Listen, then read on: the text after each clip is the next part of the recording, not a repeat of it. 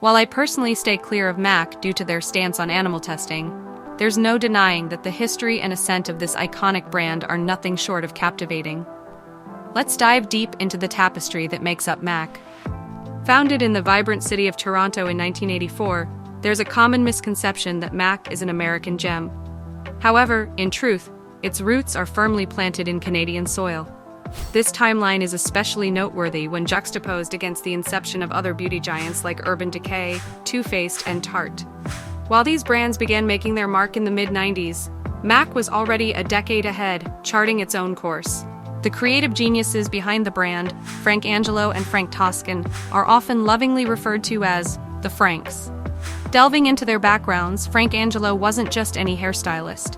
He was an entrepreneur, having established The Hair Cutting Place, a chain of unisex salons sprawled across Canada. On the other hand, Frank Toscan dabbled in various creative pursuits. He momentarily ventured into hair school and later tried his hand at makeup artistry and photography. The realm of the creative arts was where their worlds collided. Their paths crossed in a dance club in Toronto. Given the limited gay clubs at the time, both found themselves frequenting the same spot. It was here, amidst music and dance, that their rapport grew, leading to the fusion of their creative visions. During their collaborative work, they identified a glaring issue in the cosmetic industry. Makeup often failed to translate photographically as it appeared in person. Motivated to bridge this gap, they embarked on a journey of formulation, with their initial endeavors taking place in a salon kitchen. Among their first creations was a lipstick that would later become synonymous with MAC. Drawing inspiration from a Crayola crayon named Flamingo, they concocted a vivid pink shade that set the stage for their future innovations. The trajectory of MAC took a pivotal turn when Frank Toscan's sister introduced her boyfriend, Victor Cassalet, to the mix. Cassalet, a chemist by profession, might not have had expertise in cosmetics, but his keenness to impress led him to collaborate with the Franks. His alchemical contributions to MAC were only the beginning, as he later ventured into creating brands like Cover FX and the emerging Mobby Beauty. Fast forward to 1985, and the bustling streets of New York's West Village welcomed the inaugural MAC store. Situated strategically at the nexus of Christopher and Gay Streets, the area, pulsating with its underground ethos, resonated with MAC's avant-garde vision.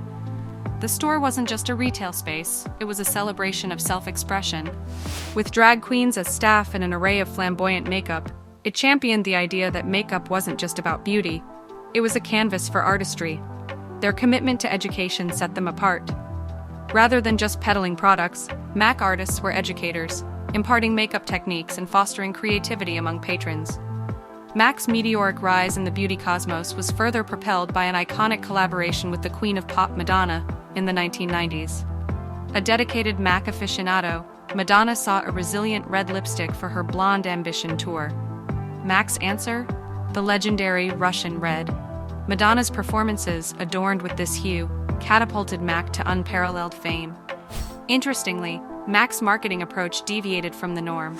Eschewing billboard ads and glossy magazine spreads, they banked on organic word of mouth, a testament to the brand's authentic appeal. They also championed a plethora of social initiatives.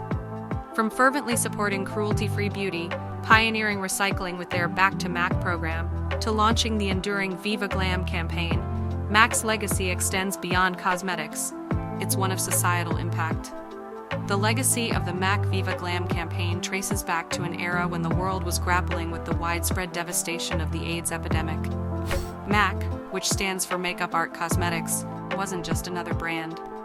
Established in Toronto in 1984 by makeup artist and photographer Frank Toscan and salon owner Frank Angelo, MAC had artistry in its DNA. It began as a quest to develop makeup that would photograph well, but it rapidly blossomed into a revolution that would change the beauty industry. When the Viva Glam campaign was unveiled in 1994, it wasn't just a lipstick launch, it was a daring political statement. MAC's choice of RuPaul, a drag icon at a time when LGBTQ+ rights were only beginning to gain traction, spoke of the brand's dedication to breaking barriers. Remember, this was the 90s. LGBTQ+ representation in mainstream media was still sparse, and same-sex relationships were only starting to find legal acceptance. Beyond the glam and glitz of MAC's association with the entertainment world, the brand has always been about inclusivity.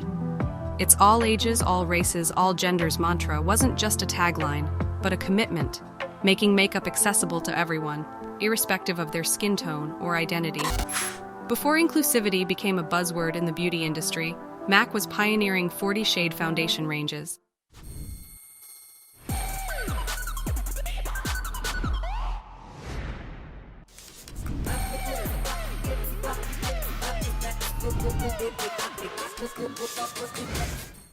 A pivotal year for MAC, 1994, wasn't just about the Viva Glam campaign. It also marked the year MAC began its partnership with Estée Lauder. This was a calculated move. As MAC's popularity soared, the founders recognized that to expand and navigate the intricate world of international retail, they needed the expertise and resources of a beauty conglomerate. The turn of the century heralded a digital age, transforming industries and consumer habits. The beauty industry wasn't immune. By the mid-2000s, blogs and forums became the go-to places for product reviews and makeup tutorials. MAC, with its artist-driven background, was frequently the center of discussion. Yet as the 2010s rolled around, a new breed of beauty influencers emerged. Platforms like YouTube and Instagram democratized the beauty industry. Suddenly, everyone with a phone, some makeup, and a passion could be an influencer. The dominance of brands like MAC began to wane as beauty gurus began showcasing indie brands and affordable alternatives. The surge of indie brands, bolstered by social media, reshaped the beauty landscape.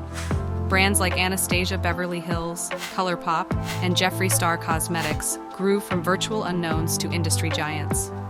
These digital-first brands, with their rapid product launches and savvy online marketing strategies, provided stiff competition to established players like MAC. Yet it would be misleading to interpret this as MAC's decline. What we observed was an evolution. MAC began recalibrating its strategies. They embraced influencer collaborations, launched limited edition collections that sent fans into a frenzy, and started tapping into social media's vast potential. By the late 2010s, MAC had started making its presence felt on platforms like Instagram and TikTok, combining artistry with modern-day digital marketing. Another facet of MAC's journey worth highlighting is its commitment to sustainability and ethical practices. Before clean beauty and sustainability became industry catchphrases, MAC introduced the Back to MAC program, encouraging customers to return 6 primary packaging containers to any MAC counter. This initiative was a testament to the brand's dedication to the environment. In conclusion, charting MAC's journey is like navigating the annals of modern beauty history. From its artistic origins in Toronto to its meteoric rise in the 90s, from facing challenges in the digital age to evolving with the times, MAC's tale is a masterclass in brand resilience and reinvention. Whether setting trends or adapting to new ones, MAC's position in the beauty pantheon remains unchallenged. The brand's legacy is not just about the products it launched, but the cultural shifts it instigated and the barriers it broke.